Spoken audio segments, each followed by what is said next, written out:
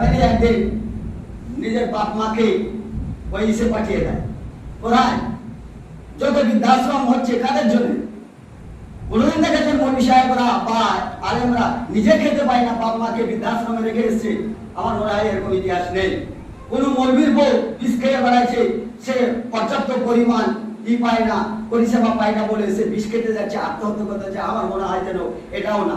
আমরাও খুব অবহেলিত, খুব সীমিত বেতনে আমরা চাকরি করি। আমরা কোনোদিন আত্মহত্যা করব এরকম চিন্তা ভাবনা আমাদের মাথাতেই থাকে না। কারণ দুনিয়াটা এটা আবর্জনা ফেলার জায়গা, নোংরা জায়গা।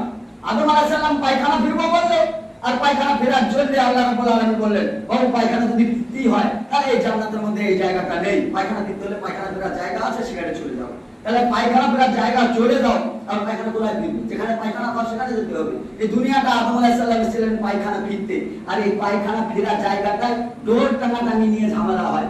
নিজের ভাইয়ের, একই মায়ের পেটে একই দুধ পান করেছে, একই রক্ত প্রবাহিত, সে সোহাগের ভাই, সে ভাইয়ের সঙ্গে কথা বলা বলি পর্যন্ত থাকে না। কেন? একটা ইট এই দুধ টানাতে গিয়ে ওই মেজো ভাইয়ের ইটটা বড় ভাইয়ের দেওয়ালে ঠেকে গেছে, তাই কথা বলা বলি বন্ধ হয়ে গেছে।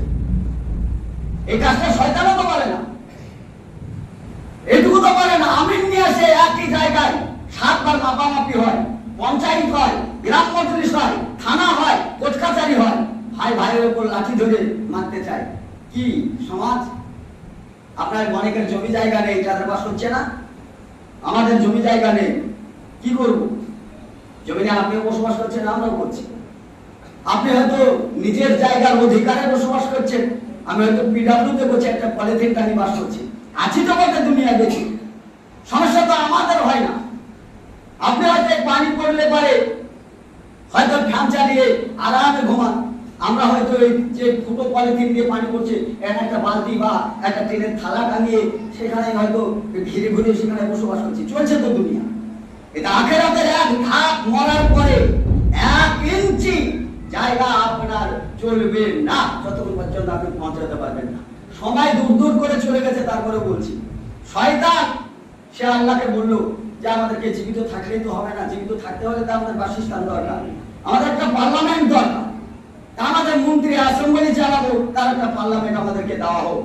আল্লাহ রাব্বুল আলামিন বলল, হ্যাঁ তাহলে যাও, তোমরা বসবাস করো।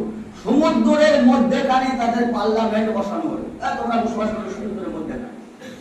তো তারা বললো এটা তো আমাদের পার্লামেন্ট করার পরে আমাদেরকে তো বেঁচে থাকতে হবে, আমাদেরকে তো ঘর বাড়ি লাগবে, আমাদের তো থাকতে হবে, আমাদের খাদ্য খাবার লাগবে, আমরা কি খাবো? আমাদের খাবারের ব্যবস্থা করা হোক।